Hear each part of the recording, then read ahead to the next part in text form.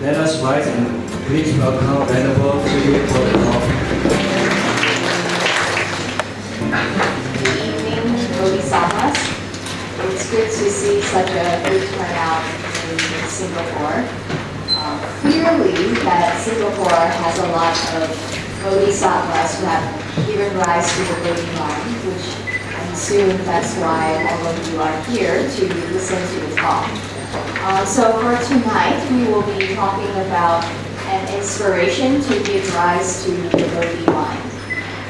Who has heard of this text before? Can I see a show of hands? Only one person. Okay, so the text that we're going to talk about is called 劝发菩提心文.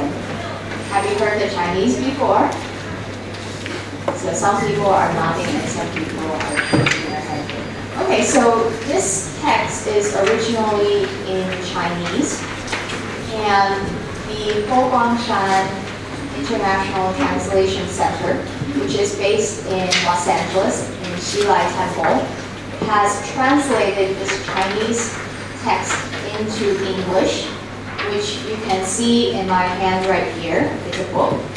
It's nice and pocket size, so if you want to read it, you can ask the venerables here in the temple to order it for you. And it's for free distribution, both in print and also online. So if you can read Chinese, this is really good because it has Chinese on one side and then English on the other, along with Chinese pinyin. And Huoguangshan International Translation Center has also kindly made this available in PDF format so that you can download it and share it with your friends. So here we have the QR code. Please feel free to scan the QR code so you can read the text on your phone or on your tablet. Because for this particular talk, we will be referencing and reading parts of this text. And so first of all, I would like to thank everyone for this opportunity to come back to Singapore to talk about this topic. And so a little bit about my personal background. I am based in the same department as Venerable Miao Huang from the Center of International Affairs. And so every month we arrange a speaker to come here to Singapore to give the English Dharma talk. And so originally another venerable was supposed to come, and but she wasn't able to make it, and so I put myself on the backup list. And this was the topic. This was the topic that she chose, and so I thought, okay, I should give rise to the Bodhi mind and come here to give this talk. And I'm sure that all of you are also here in the same room. We have affinity with the Bodhi mind. That is why we're here today. So a little bit about this text. Why do we say give rise to the Bodhi mind? Why do we say it's an inspiration to give rise to the Bodhi mind? In our everyday life, we have many thoughts that come into our heads. When we wake up in the morning, all the way to the evening when we go to sleep, we have lots of thoughts. Whether it's good or bad, they constantly arise and then they cease. So if our thoughts continuously arise and disappear, then our Bodhi mind, we also need to make sure that it continuously arises. It doesn't mean that we give rise to the Bodhi mind once and then it just disappears. It means to give rise to the Bodhi mind thought after thought. So this is a text that helps us, that inspires us to give rise to Bodhi mind continuously, even when we face obstacles in our cultivation. Reading this particular text will inspire us to try to overcome these obstacles. Try to continue on with determination in our Dharma practice. So this is one of the importance of this particular text. So before we begin, since this is a Dharma text, and we would like to first calm our minds and to purify our bodies, speech, and mind before we begin. So please join me in reciting the name of Shakyamuni Buddha 3 times, as well as the opening verse. And in this way, we can make sure that we are ready to receive the Dharma. So without further ado, please join us and follow along. Namo Shakyamuni Buddha. Namo Shakyamuni Buddha. Namo Shakyamuni Buddha. The unexcelled, most profound, and exquisitely wondrous Dharma is difficult to encounter throughout hundreds of thousands of millions of karmas. Since we are now able to see, hear, receive, and retain it, may we comprehend the true meaning of the Dharma. So let us begin with the origin of this particular text, an inspiration to give rise to the Bodhi mind. Who is the author of this text? It's not Shakyamuni Buddha. So you might be wondering, if it's not Shakyamuni Buddha, why did we recite the opening verse that we normally read in the beginning of a Dharma function? It's because that this particular text is so useful to our cultivation that even though it's not considered spoken directly by the Buddha, it's still considered a Dharma text. So a particular text does not have to be spoken directly by the Buddha for it to be considered the Dharma. As long as it helps you in your spiritual cultivation, it is universal, it is pure, it is wholesome, then it can consider to be a Dharma text. So, for example, many commentaries by eminent masters on the Buddha Dharma are also considered the Dharma. For example, words of Venerable Master, they might not be spoken line for line by the Buddha. For example, the most famous of Venerable Master's teaching, 3 acts of goodness. Do good deeds, speak good words, and think good thoughts. The Buddha did not say this directly, but it is in line with the Buddha's teachings. The Buddha talked about purification of the 3 karmas. So in this way, Venerable Master's word is in accord with the Buddha's teaching and can be considered the Dharma. So likewise, even though this particular text is not spoken directly by the Buddha, we still treat it as a Dharma text. So who is the author? The author is Master Xing and Shi Xian. So this first character, Xing, some scholars also say that it can be translated, pronounced as Sen. But most research that has been conducted pronounces this as Xi. So what is his name exactly, we're not really sure. However, we do know that he left this great legacy behind. And who was he exactly? According to the records, he is the 11th patriarch of the Pure Land School. Some other records say he's the 9th patriarch, but that's just a discrepancy between how you trace the lineage.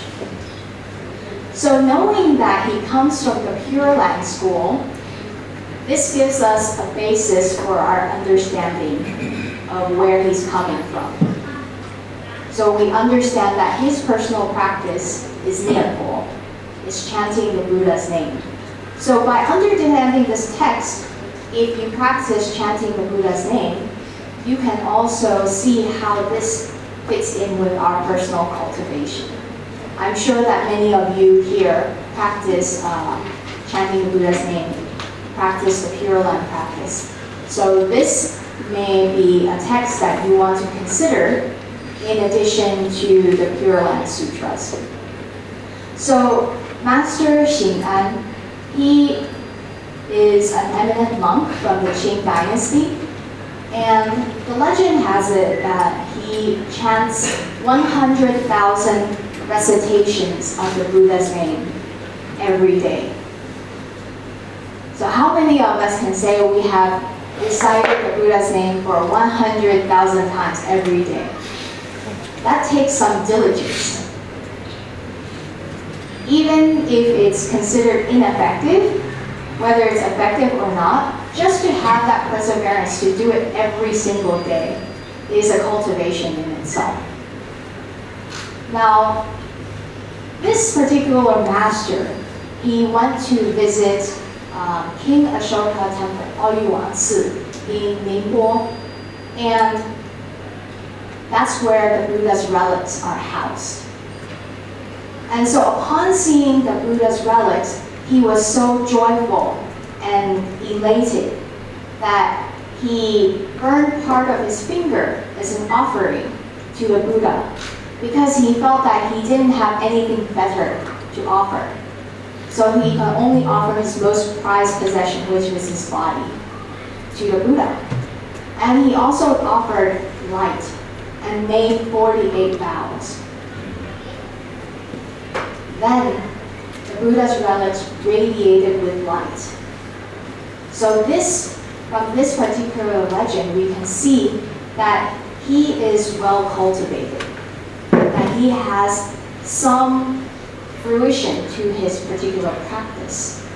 And on lunar February 15th of every year, which is to commemorate the Buddha's parinirvana, he gathers all of the monastics and lay devotees to have a great Dharma talk.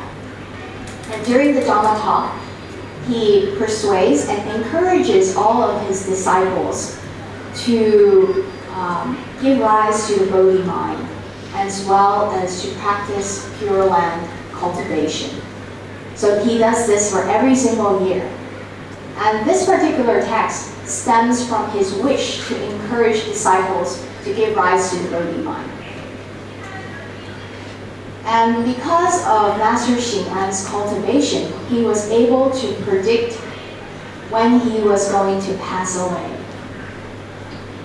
So the first version of his story is that he predicted that he would pass away several months from now, and that really occurred. And all of his disciples came to see him because when your master passes away, everyone comes back together to commemorate. And all of his disciples were crying because they couldn't bear to see their beloved master go. And so Master Xing An is lying there with his breath already gone. But all of a sudden, he sat back up, looked at his disciples who were weeping, and said, "Why are you crying? Do not cry, because I am only going to the Pure Land. I'm not leaving for very long. All of you should practice and cultivate diligently and give rise to the Bodhi mind." And all of his disciples were so shocked, but they obeyed their master and did as they were told. And Master Xing An laid back down and passed away peacefully. So this is the first version of the story, which I find to be pretty incredible. I don't know if I should believe this or not, but there's a second version that I found in this particular story. So while I was trying to do some research on this particular sutra, I found that there were different versions as to what actually happened. So this is the second version. The second version is that, like the first one, he was able to predict the day of his passing away. And so all of his disciples knew of his prediction and came to send off the master. And so before the master left, he told all of his disciples, he gave them one 4-line verse, which was a reminder for them to cultivate and to continue on with their Pure Land practice before he passed away. So this seems more probable, but what actually happened, we have no idea because it was in the Qing Dynasty. However, whether it's version 1 or version 2, it's still something that you and I, we are unable to do. It's very extraordinary. So from this, we can see how well Master Xing An has cultivated. So when we read this book, when we read this text, know that it is from a master who has some attainment. It's not just written by anyone who is a common person. So that's also why we treat this as a Dharma text. Okay? So let's go into the title of this, an inspiration to give rise to the Bodhi mind.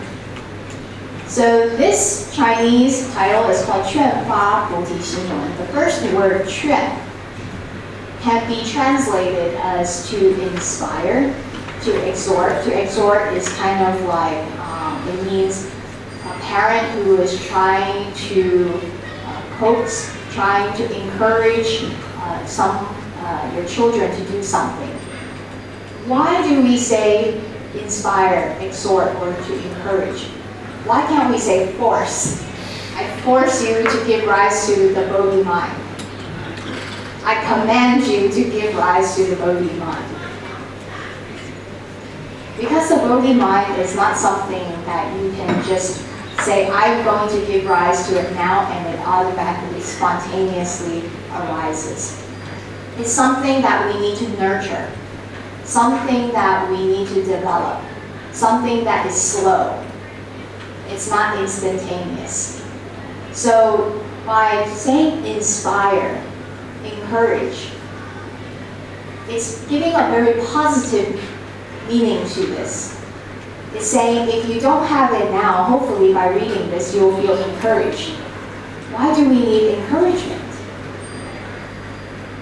Think about it in our everyday life, when we go to work, in our relationships, when something goes wrong, maybe we have a fight, or maybe we lose our jobs, or maybe our children do not get the grades that they want. Oftentimes we feel very discouraged. We feel discouraged when things do not go our way.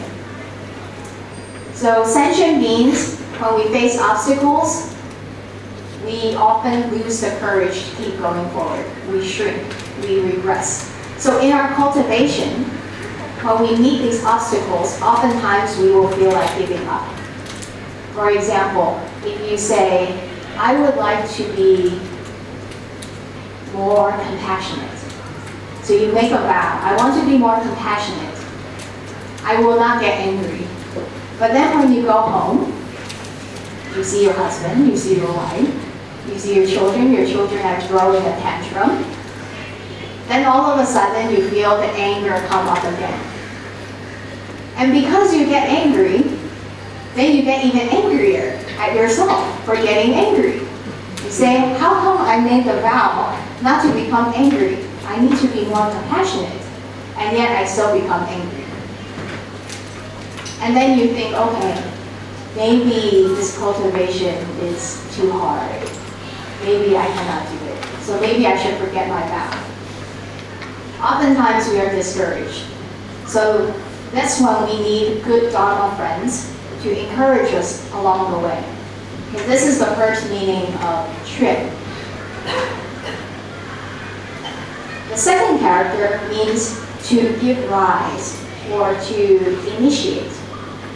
But it also has the meaning of to develop or to cultivate. So if we look at the Chinese, 发, this could mean 开发, 启发, but it can also mean 发展. So it means that not only do we give rise to the Bodhi mind once, or we continuously develop it? The Bodhi mind is likened to a seed. When we plant the seed into the ground and the Bodhi mind arises, when we plant the seed, what does happen? It sprouts. But when it sprouts, you still need to take care of it. Otherwise, when the wind and the rain comes, the sprout easily gets washed away or it shrivels and dies. So that means after it sprouts, we still need to take care of it to develop it. So recently, at the Sutra Repository, which is the newest building in Guangshan, Venerable Master has a wish for us to feed the birds because he practices equality amongst all beings, so even birds need to be taken care of. And so I do that every day after lunch. So one day, after a typhoon, I was walking outside and I saw a tiny blue egg on the ground. And so I looked around to see if there were any nests in the trees, but I couldn't find it. So I had a couple of choices. I could either A, leave the egg where I found it, or I could take it into the office and try to raise it. And I thought to myself, well, if I leave it outside in the grass, it will probably never hatch and it will be eaten by some animal. So I decided, okay, I will bring it back into the office. And at this time, another venerable looked at me and said, how can you be so sure that it's a bird egg? Maybe it's a snake egg. Maybe when you raise this egg, it will turn out to be something that will harm us. But then I did my research and I said, okay, snakes do not lay blue eggs, so I'm sure it's a bird. And I did so much research. You have to incubate this egg at 36 degrees Celsius, and you have to rotate the egg once every day so the yolk does not stick to the shell. And you have to make sure that it does not get too bright of a light. So all of this was very complicated, but I was certain that I would make this egg hatch. Then one day, another venerable asked me, oh, the monastic seminar is coming up soon, which means all of the monastics have to go to the training and the meeting. So what if your egg hatches then? Who will take care of this egg? And I thought, oh no, because baby birds need to be fed once every 15 minutes. You know how the parents are very diligent in feeding their babies. And then I have to teach it how to fly because I don't want to raise it forever. And then I realized, oh, parents are so diligent. Not only do you need to give birth to your children, you have to find a way to make sure that they survive until they graduate from college. So what does this mean? This egg can be like our Bodhi mind. Every egg has the potential to become a bird. All of us have the potential to become a Buddha. However, does every single egg become a bird, even though it has a potential? Do every one of us become the Buddha, even though we have the potential? It depends on how we care for it. It depends on how we develop it. So it's not enough just to say, I give rise to the Bodhi mind, and when it arises, not to do anything about it. We need to cultivate in order for it to grow. Right? So this is a meaning of the second word, Now the third part of the title is Bodhi mind. What do we mean by Bodhi mind? We hear it all the time. BODHI 心. Bodhi can be translated as awakening or enlightenment. is the most awakened one? The Buddha. So we can say that he has the highest level of Bodhi, the most perfected one. Who is the middle level of Bodhi? You can aspire for awakening or enlightenment, but perhaps it's not perfected yet. So these are what we call bodhisattvas. Bodhisattvas, the word bodhi means awakening, and sattva means sentient being. So this is a sentient being who has given rise to aspire for enlightenment, but he has not completed his practice. And in his practice, he wishes to benefit both himself and others. So this is what we call middle-range bodhi. Now a little bit lower than that, it's still considered bodhi, but it's not that high up in rank. It is what we call the bodhi of a Shravaka, or a Pratyeka Buddha, or an Arhat. Meaning that they still want enlightenment, but just for themselves. Why do we say it's a lower rank? So imagine yourself, if you can't swim very well, for you to swim to the edge of a river, it already takes a lot of effort. So your only concern is to get yourself to the shore. You are not thinking, oh, maybe I should take my friends and take them to the shore, because the level of practice is not so developed. However, for a bodhisattva, they are like a lifeguard. Not only do they swim to the other shore, they can carry sentient beings with them and take them to the other shore. So we say this is a higher level of practice. So the Bodhi mind here, it's an abbreviation for Anuttara Samyak Sambodhi. Bodhi Shin, the full name would be Anyapolo Samyak Sambodhi. This is what we are saying in this text. So Anuttara in Sanskrit means supreme, highest, incomparable, or unsurpassed. So if you're unsurpassed, you're already the top level. No one can beat you. Samyak, this word has the meaning of being right, correct, true, complete, or perfect. And Sambodhi, notice how there's the word bodhi in here, means enlightenment or awakening. So together, this means supreme, perfect enlightenment of the Buddha.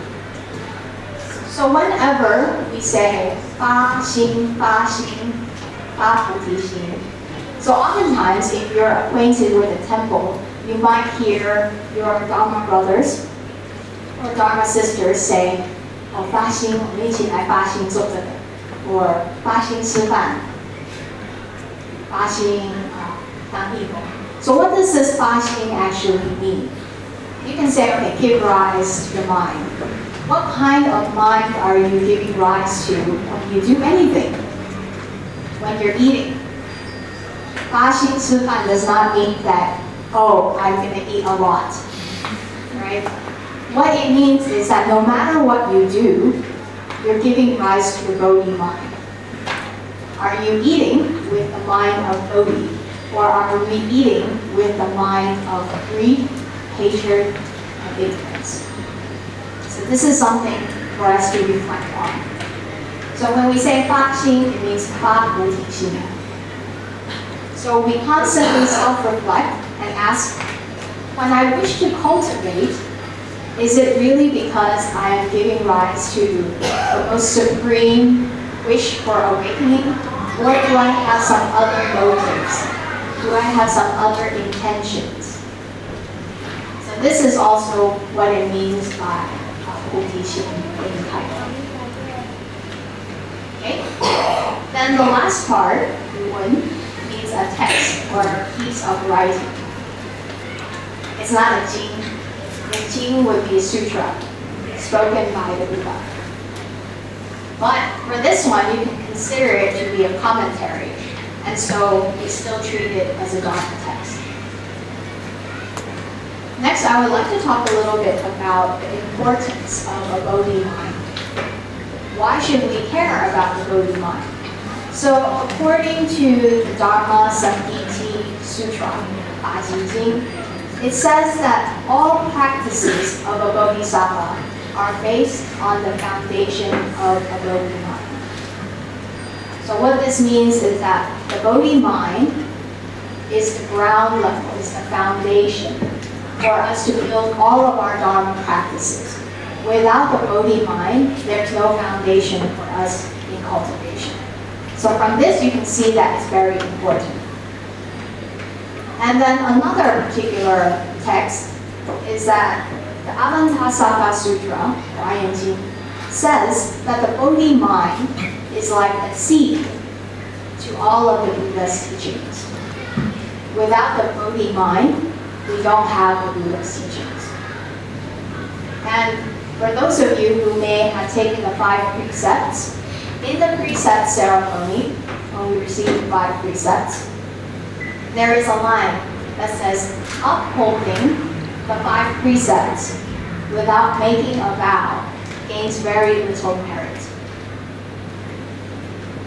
So what is the purpose of going through the 5 precept ceremony? So do we all know what the 5 precepts are? So the 5 precepts are no killing, no stealing, no lying, no sexual misconduct, and no intoxicants. And so for the most part, in Singapore at least, I think most people uphold the 5 precepts, right? Even if you're not Buddhist, you can't go around killing people, and you can't go around stealing. And in Singapore, drug trafficking is penalized by death sentence. And I know that because every time I go through customs, I see it, and it looks very scary. It says death penalty for drug trafficking. So we know Singaporeans can uphold 5 precepts easily. But what is the difference between someone who has gone through the ceremony versus just your average Singaporean on the street? It's the vow. So even though we all uphold the 5 precepts, the difference in amount of merit is what kind of mindset you have. So this is the importance of the Bodhi mind. And during the 5 precept ceremony, what vows do we make? We say, sentient beings are limitless. I vow to liberate them. Afflictions are endless.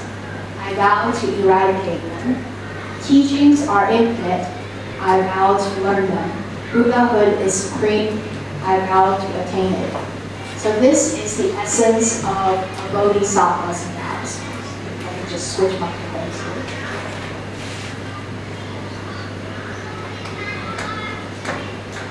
So the first sentence, sentient beings are limitless. If we think about the number of people in this world, we have billions of people. All of them are suffering in some way. All of them want to be happy and free from suffering. And so if I make a vow to be able to benefit them, then it can be considered the Bodhi mind, which is very vast and very great. Then the next one, afflictions are endless. I vow to eradicate them. Afflictions are things like greed, anger, ignorance, doubt, arrogance, all of these things that cause us numerous worries in our life. And we say endless because it's not just our afflictions, but other people's afflictions as well. We try to eradicate them. Teachings are infinite, meaning the Buddha's Dharma. They're so vast. There's so much that we don't know, but we attempt to learn them. And Buddhahood, which is supreme and may seem very far away, we still vow to attain it. But this is the essence of the Bodhi mind. Now we will go into the Dharma text. So if you have scanned the QR code, you can use your phone to turn your PDF to page 7. Okay, so this particular text begins with this phrase. This unworthy and common monk, 实显, weeping tears of blood, sincerely bows and pleads to the great assembly and to all the faithful. Please be compassionate, listen for a moment, and reflect upon my words. Who is speaking here? Yes, Master Xing An Shixie. He is the one who's talking. And what does he refer himself to? Unworthy and common monk. Now from the legends that I've just shared with you, do you think he's unworthy and common? No, I think he's rather extraordinary and well cultivated. But uncommon and worthy, right? Thank you very much. But he doesn't say that. He refers to himself as unworthy and common. He doesn't say, look at me, listen to me, I'm so well cultivated. So this is something that we should learn from this master. Maybe we've been practicing the Dharma for 5 years, 10 years, 20 years. Maybe we've helped out with so many events, gone to so many Dharma services. Then you go to your Dharma brothers and sisters and say, I've been with the temple for 10 years. You should listen to me. We often have this mistake of saying that the more well-cultivated or the more Dharma we think we know, the more arrogant we become. And we try to put down others. We try to make them listen to us. But we can see that Master Xing An Shixie, he's not like that. Even though he's so well-cultivated, he's very humble. Why is he humble? Before we attain Buddhahood, all of us are considered common beings, mundane beings, 凡夫. We still have things that we need to improve. We still have many things to learn. And so his humility is saying that he also acknowledges the Buddha nature in other sentient beings, and that he's willing and open to learn. So there's a Chan Goan, there's a scholar and a Chan master. The scholar rushes to the Chan master and says, Chan master, I have so many questions to ask you. Let's have a debate. But the Chan master says to the scholar, please sit down. Let us have a cup of tea. And so the scholar and the Chan master sit down for the cup of tea. The Chan master takes the teapot and pours the tea into the cup of the scholar. Little by little, it fills up. And when it's full, he continues to pour. And the water overflows, the tea overflows onto the table. And the scholar is very shocked and says to the Chan master, the teacup is overflowing. And what does the Chan master say? The Chan master says, you are like this teacup. You are already full. So when the Dharma goes into you, it cannot fit. It will overflow.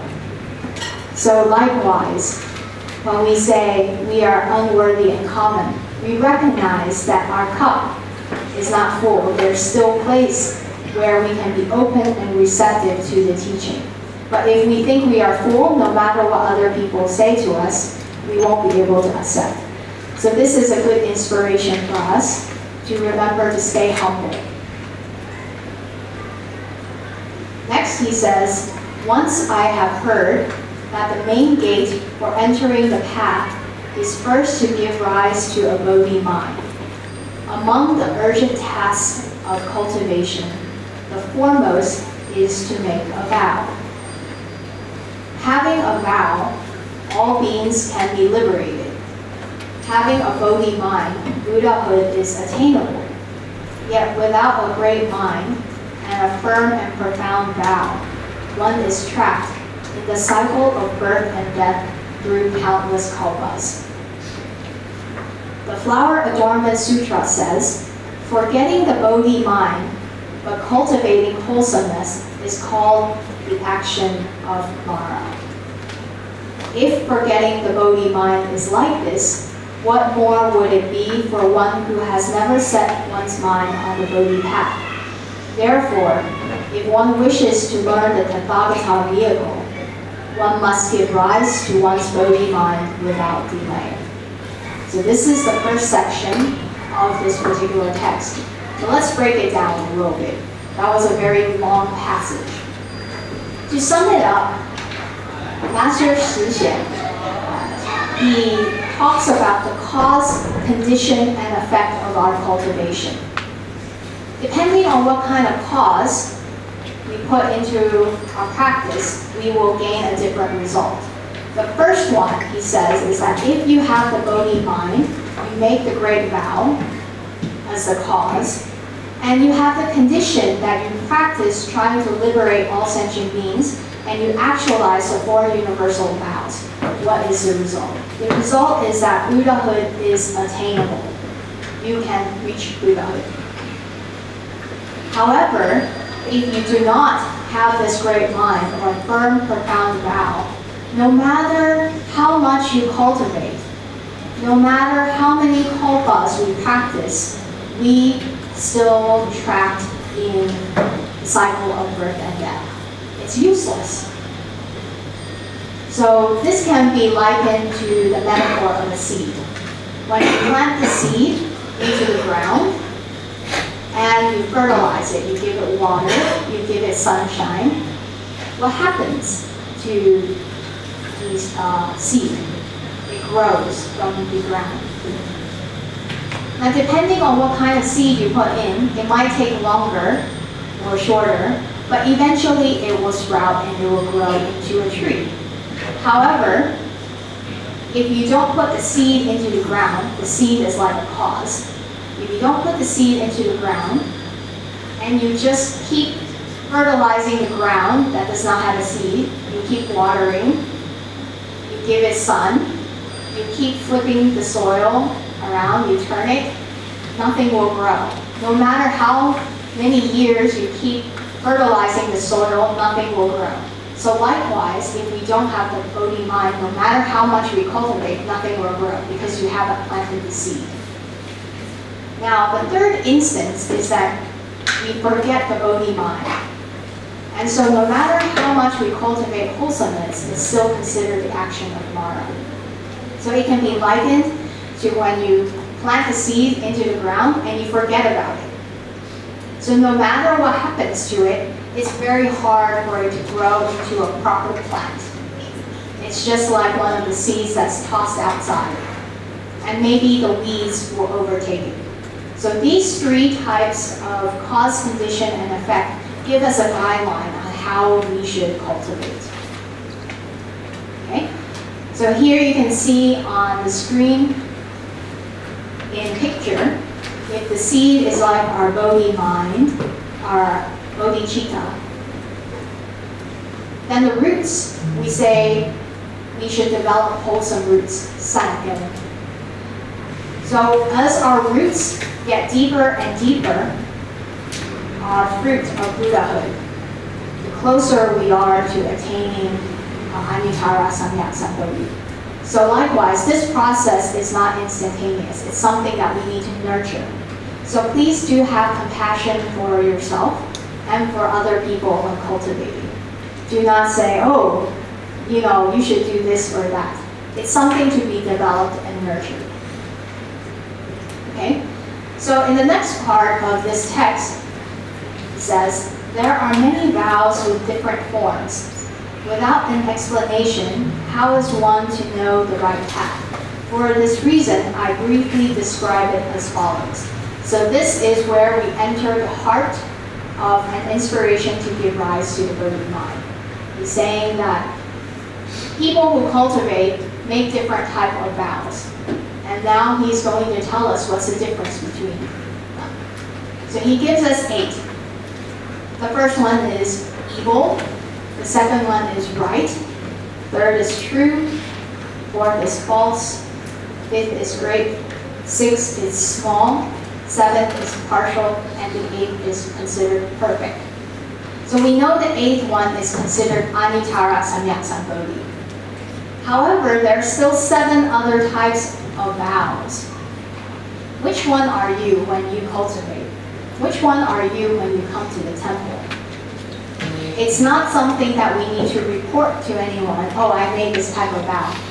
But it's something for us to continuously self-reflect. What type of vow am I making? What is my intention of cultivation? So he says, there are some people who practice without understanding their minds. They are only concerned with external appearances. Some people seek offerings of wealth and gifts. Some people seek fame and a good reputation. Some people crave present pleasures or future effects. Any initiation of mind like this is called evil. Now I put a star here. It's because in this translation there is a typo. It should actually say evil here. Now, on the opposite end of the spectrum, if one does not seek offerings, fame, and a good reputation, pleasure, or future effects, and one's only concern is for the Bodhi path of liberation from birth and death, it is called right mind. So we can see that these two particular intentions of cultivation are placed side by side where we can compare and contrast them. The first one is a practice without understanding the nature of our mind and is focused on external appearances. Do you know of anyone like this? Let me give you an example. So there was once a lady who wanted to take the 5 precepts. And we asked her, why do you want to take the 5 precepts? Is it because you want to make the 4 universal vows to benefit all beings? We didn't ask her that. We just open-ended question to her. Why do you want to take the 5 precepts? And she said, oh, because when I take the 5 precepts, I will get the precept robe, and that will make me seem more like a monastic. And also during the Dharma services, when it's really crowded, if I put on my robe, I can get to the front of the line. So after taking the precepts, we noticed that one day she wasn't wearing the robe. And we asked her, you've taken the 5 precepts, why don't you wear the robe to the Dharma service? And she says, well, not many people came to the Dharma service today, so there's no need to reserve a seat. So it's okay for me to just wear my casual clothes to the Dharma service. Then the next time, it was a grand Dharma service. I think it was the triple contemplation on Amitabha. And so she wore the robe because she wanted to get to the front of the line where she felt she would be closest to the Buddha. I think that this defeats the purpose of taking the 5 precepts. Complete opposite. Does taking the 5 precepts in this way have any meaning to your cultivation? No. So this type of intention would be considered an error, incorrect, and that's why we call it evil. However, someone with the right intention realizes that my goal is not for my personal benefit, not to seek offering, fame, or reputation. Then that is a true intention of our cultivation. So likewise, we have many benefactors who want to donate to the temple. However, are we really donating because we wish to benefit all sentient beings? Or is it because I want to get a tax deduction? I want my name on the wall.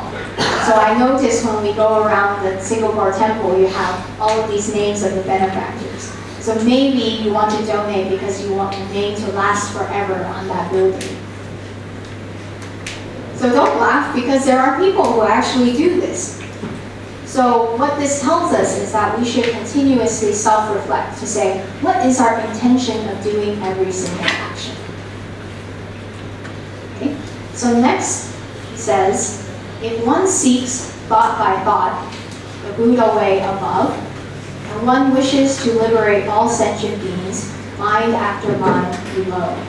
So remember, this is not something that is just one thought.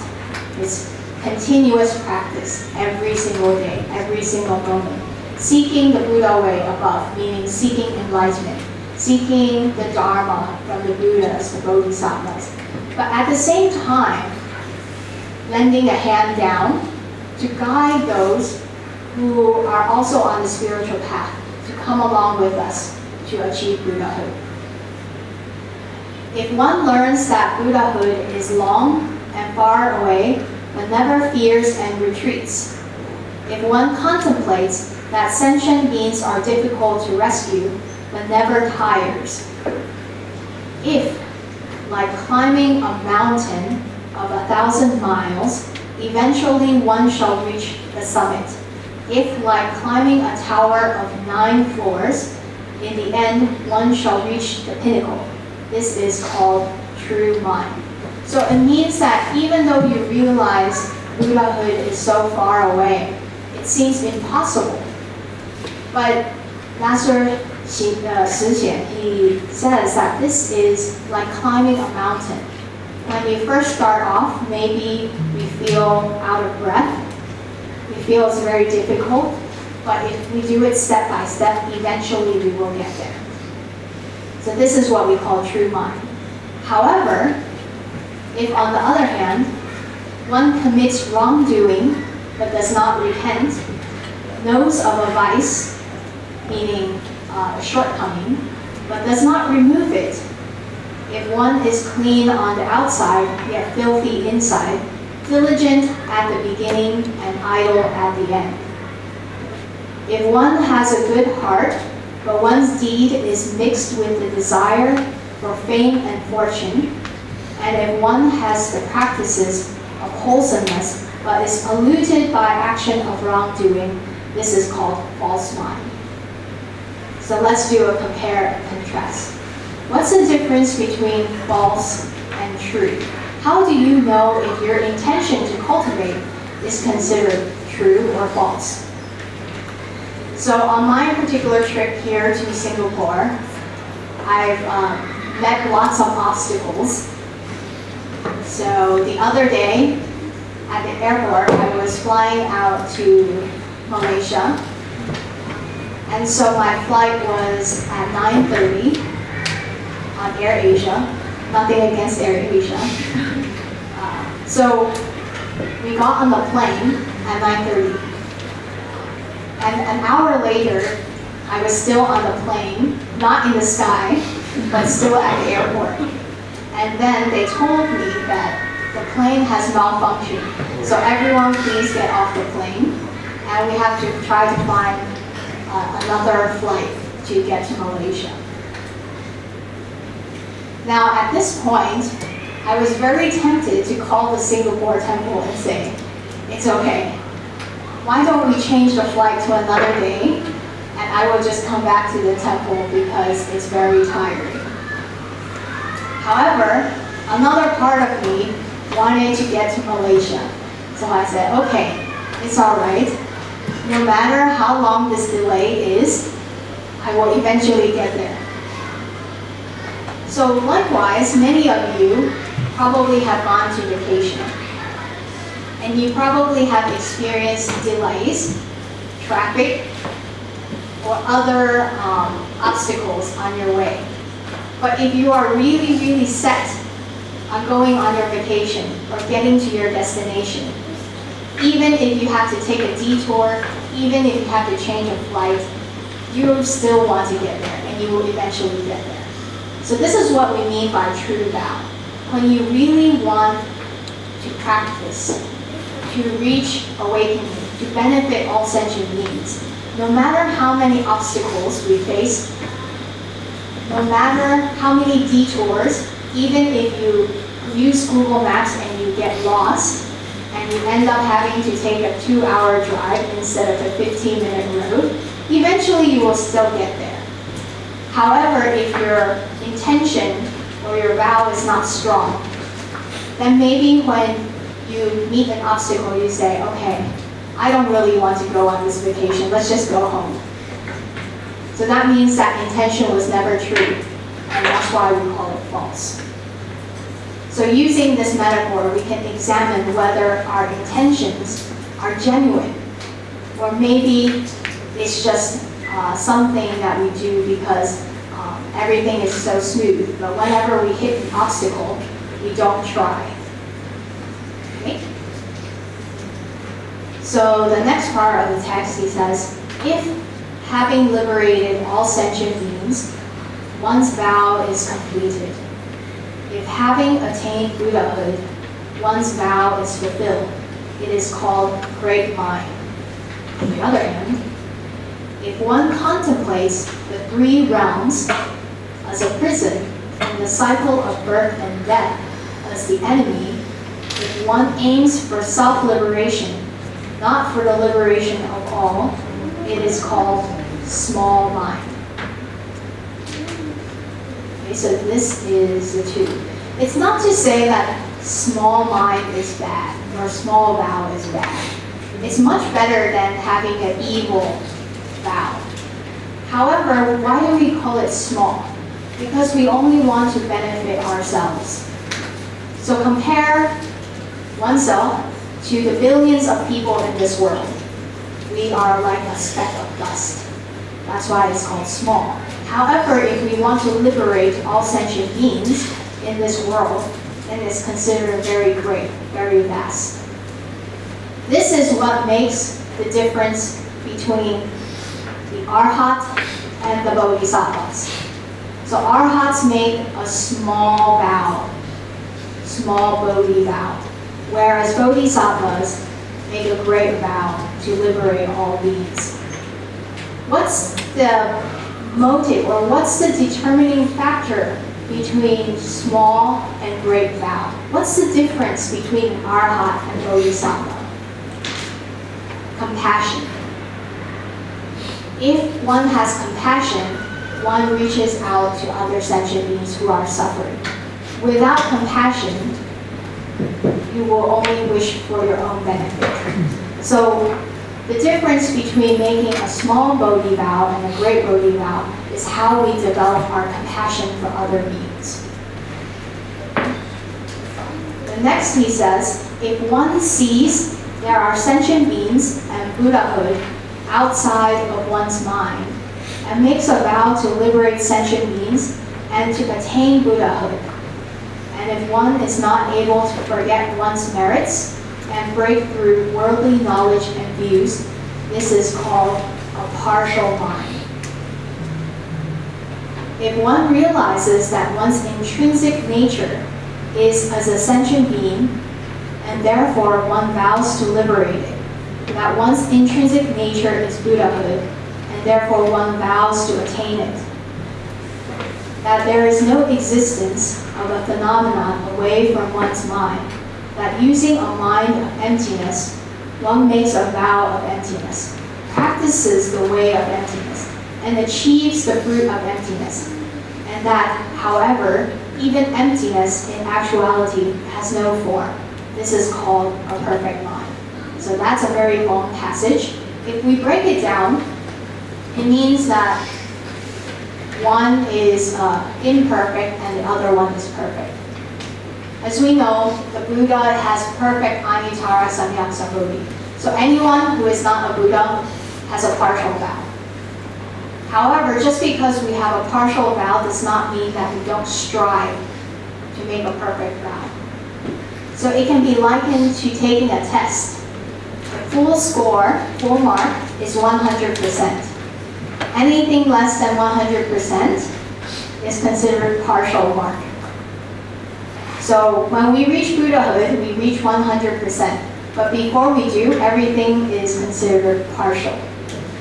Why is it called partial? Even though we make a vow to liberate sentient beings, even though we make a vow to reach Buddhahood, we haven't perfected it. It's not 100%.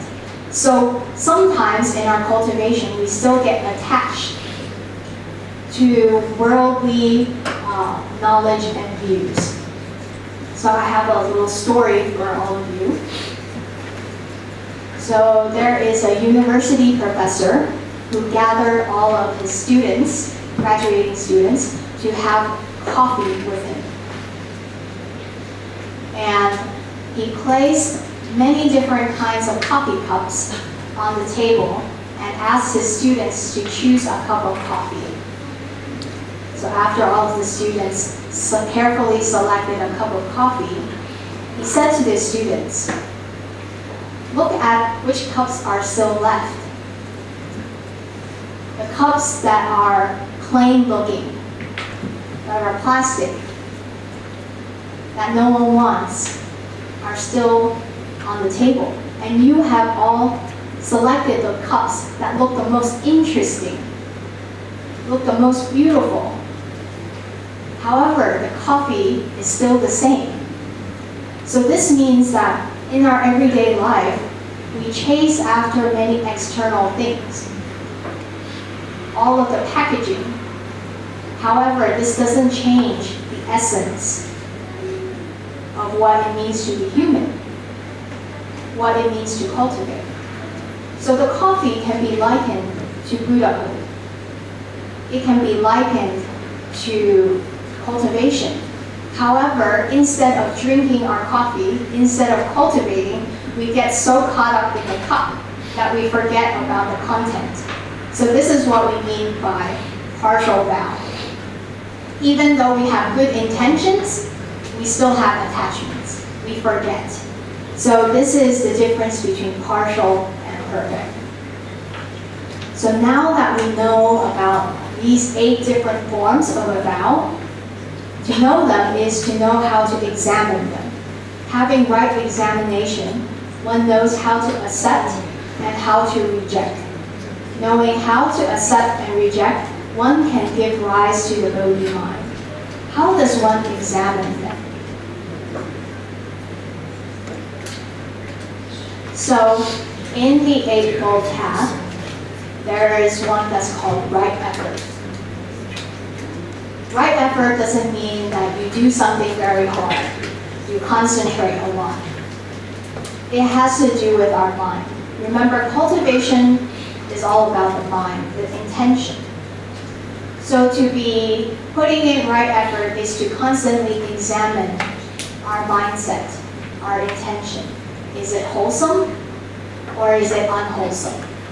If it's wholesome, I should try to develop it. If it's unwholesome, then I should try to cease it. So what Master Shi Xian is saying here is that based on these 8 different vows, every single moment when we are cultivating, we should see what is our intention. Am I doing it because I want fame, I want fortune? Am I being attached? Is my intention true?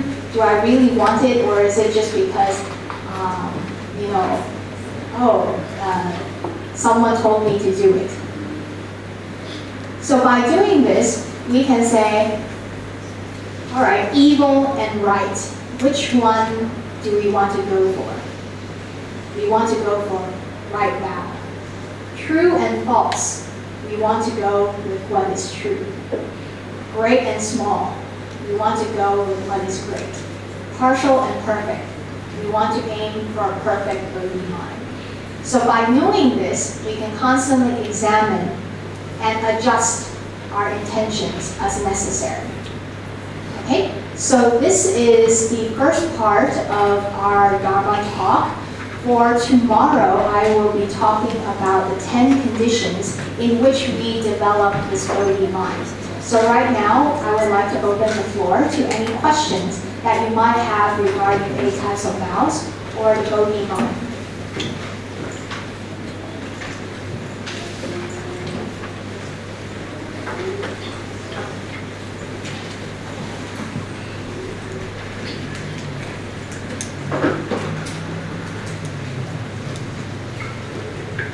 Any question?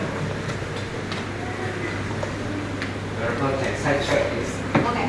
Your story of the egg, are you able to finish that egg? So what happened?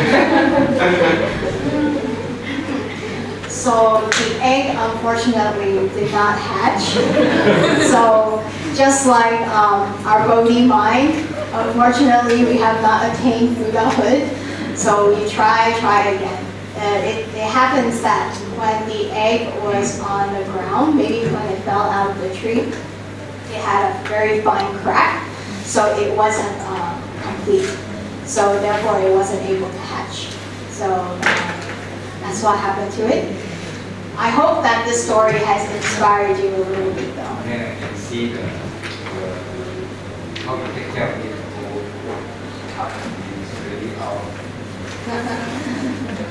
So I think this particular text, one other thing I would like to say is that Master Si Xian, he actually wrote this text targeted towards monastics. So a lot of the things that he's saying is for venerables or Dharma teachers. However, I feel that a lot of the content can also be applied to lay practitioners as well, especially when it comes to making vows. Remember that all monastics used to be lay people as well. So I get a lot of questions who say, you know, as lay practitioners, how do we give rise to Bodhi mind? Do you think lay practitioners can also attain Buddhahood? How do we practice if we still have a household life? So do not fear that the Bodhi mind, no matter whether you're a monastic or a lay practitioner, it's the same. We all have the same potential for Buddhahood. It's just that we have different causes and conditions. So for tomorrow, we will be going a little bit about how to develop the Bodhi mind based on the 10 conditions.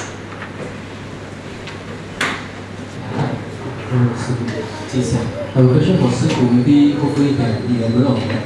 Brother Sin An is from Pure Land school, and in general, at least in modern context, most people perceive Pure Lander as somebody who always want the easy way out.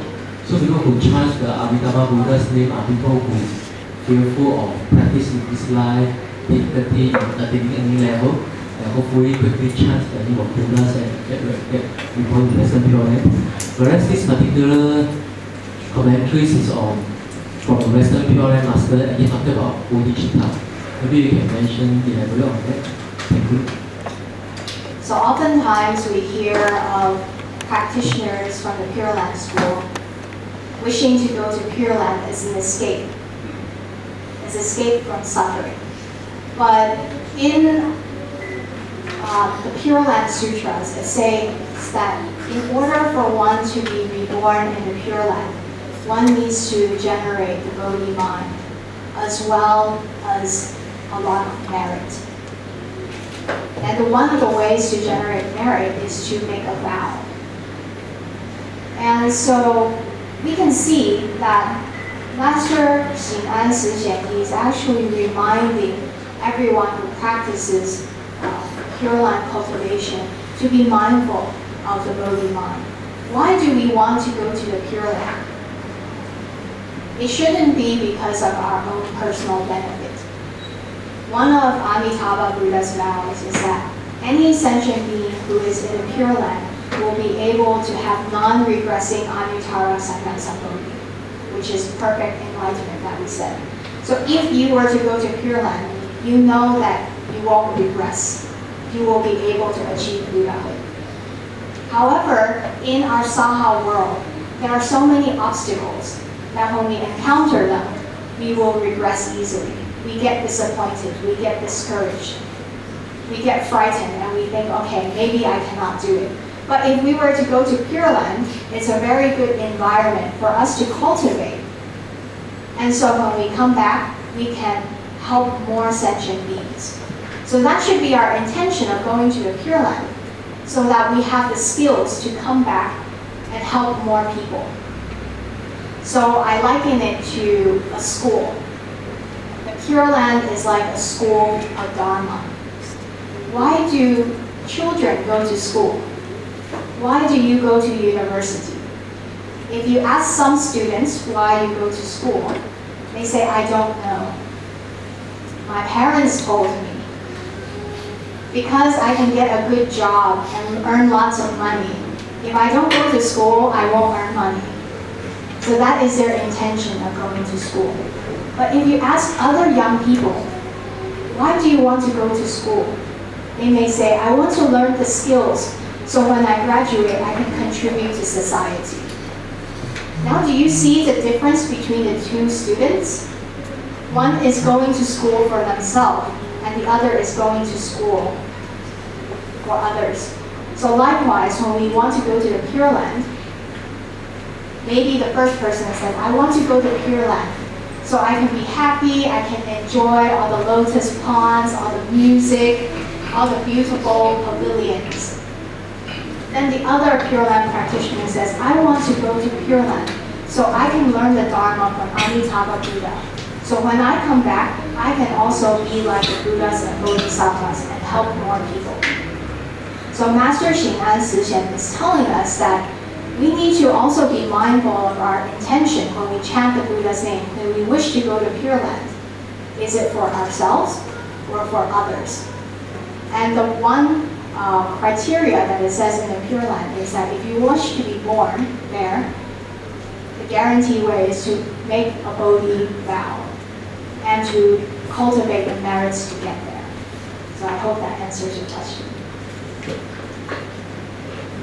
Anyone else have questions?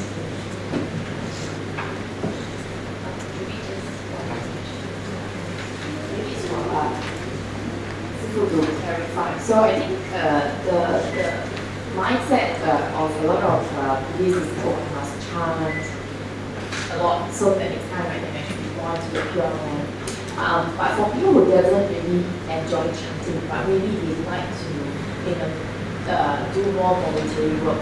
So does it mean that because I think different people have different conditions to cultivate their mind. So maybe is there a difference in terms of I don't chant but I enjoy doing it and I think I cultivate more, I learn more through the work, voluntary work that I do versus if I only learn to chant, I can actually do. So is there I personally feel that it is really the motivation, but I'm not sure whether is it that this is actually the right track, to cultivate myself, or maybe it's a myth that hopefully people can help to clarify that. Yeah. So in this particular text, an inspiration to give rise to the Bodhi mind, Master Xing An Sishen actually says, if you chant the Buddha's name without the Bodhi mind, it's useless. You will give up easily. So the key point here is not chanting the Buddha's name, it's the intention. He's saying that no matter what we do, we need to give rise to the Bodhi mind. And so we shouldn't feel that chanting the Buddha's name is all of Buddhist practice. It's only part of it. There's 84,000 different Dharma practices. However, like we said before, all of them comes down to one thing, developing the Bodhi mind. So like Venerable Master, he says, singing can develop the Bodhi mind. What is the difference between singing with a Bodhi mind and singing karaoke outside? It's the mindset. Eating can also be a practice in cultivation. What is the difference between those who party and eat outside and those who are very mindful in eating? It's the same action. The only difference is in the intention. So that's why in the temple we always say 发心发心 吃饭. It doesn't mean that you concentrate and you just eat as much as you can. It means that in every single action you're thinking about how I can benefit other beings. So when we're eating, we say, oh, may I take this as a medicine to nourish my body so I have enough strength to also share the Dharma with other people as well. May other sentient beings also have food to eat. When sleeping may seem like it's very lazy, not much use. But in Buddhism, we can say 发心睡觉. Sleep is very important. How do you sleep with a Bodhi mind? It's not because, I feel lazy, so I'm going to sleep in. People need sleep because we need energy to keep moving on. If we don't sleep, we will easily burn out. So remember, in Buddhist practice, eat when you're hungry, sleep when you're tired. So in this way, you can walk even further on the path to cultivation. So it really comes down to your intention. Today, because we talk about vows, so maybe just a question for everyone, also maybe to hear what Sue can ask. Sometimes we put a vow, right? When we put a vow, along the way, as what when we put a vow, along the way, we know that there will be a lot of obstacles that comes and impede us to move forward. So, you have been practicing monastic for so many years.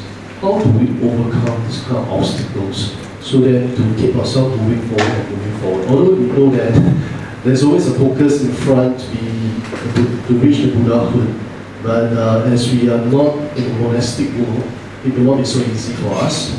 And we want to challenge lives, maintaining the family needs. Maybe we'd like to see Sifu, your advice, how should we persevere forward, and when we hit obstacles, how to just overcome it? So obstacles, there are many obstacles in our cultivation, so that's why we need continuous encouragement. Obstacles can be internal or they can be external. But external obstacles usually aren't considered that great of obstacles. It's when we internalize them that they become obstacles. So, Venerable Master tells us to always look at the positive side of things. And when we meet challenges, sometimes we feel that we feel completely powerless. We feel very attached. We feel that perhaps it can't get any worse, right? So there are often times that maybe we say, okay, it can't get worse than this. What's the positive side of that? The positive side is since it can't get any worse, it can only get better. That when you hit rock bottom, that is your foundation to keep moving forward, moving up. And also, obstacles are very good for our cultivation. Suffering is very good for our cultivation. Not getting the things that we want is very good for our cultivation. It's the only time that we get to practice our patience. So, just like the butterfly, before it becomes a butterfly, it needs to break out of its cocoon. It's a caterpillar, it needs to break out of the cocoon. And if you've ever watched that process, it's full of suffering. He struggles. He tries his best to make it out of the shell. And sometimes you don't even know whether he's able to. But if we help the butterfly by cutting open its cocoon, the butterfly will never be able to fly. So likewise, when we meet obstacles, if we just say we want to remove it, if other people just removes it, we won't be able to fly as well. It's only when we struggle, when we overcome, when we feel enough pain that we know to let go. So for example, if I hold this cup, if it's just warm, let's say warm, the heat is the suffering. So if it's warm, I can still hold on to it. But when it gets very hot, what do? I let go of it immediately. So when the obstacles in our life are very strong, or we feel a lot of suffering, that's also the best time to practice. Because we understand the nature of our life, we understand impermanence, we understand we need to reevaluate the meaning of our life, what we think is real. We need to constantly find new meaning to it. And so, for things that are more mundane, maybe like work, making money, children, family, think of it as a test of your patience. Think of it as a test of your compassion. So when things are smooth, everyone is happy. But when things aren't very smooth, then you know how much patience you actually have, how much compassion you actually have. There's a lady who says she is very well cultivated because she never gets angry. And so the Venerable is very shocked and says, "Oh, what's your practice? I want to know why you never get angry." And the lady says, "Well, I just sit at home and meditate, so I never get angry." Because there's no one to interact with her. There's nothing to make her angry. However, if you come in a place where there's lots of people, then you really know whether you're well practiced or not. So use it as an opportunity to be more mindful, to use it as part of your cultivation as well.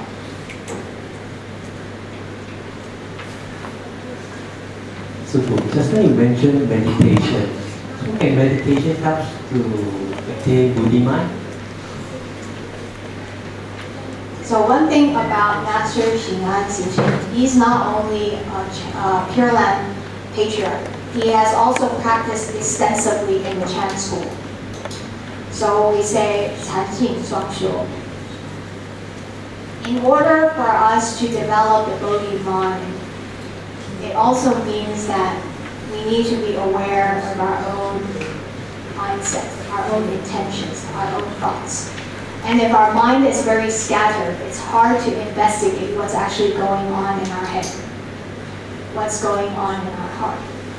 So taking the time to slow down, to investigate, is also a way to develop the Bodhi mind.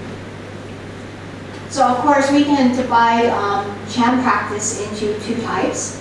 One is to calm the mind, and the other one is to give insight. So calming the mind is good for when we get angry or when our mind is very scattered and we need to find a focus. The other type, insight, is good for developing things like compassion. So meditation is kind of sitting meditation. When I say meditation, sitting meditation is good training wheel for us to practice by ourselves when we're not meeting anyone. How do I wish myself to be compassionate? I wish myself to be happy and free from suffering. Then I expand this to my family and friends. Expand this wish to my community, my country, and then to all sentient beings. So sitting meditation is a good practice. If I can't even do it in sitting meditation, when I'm alone by myself, when I'm in a room with many, many people and even more distracted, it becomes very hard to focus my wish, my Bodhi mind. So sitting meditation is not all of Buddhist practice, it's only part of it. We need to come out of sitting meditation and put our cultivation to the test in the human world by interacting with other people. So that's why we say that everything is Chan. Bring the Chan from sitting meditation into your daily life. Bring that tranquility also into your daily life and use it to develop the Bodhi mind. Okay? Any other questions?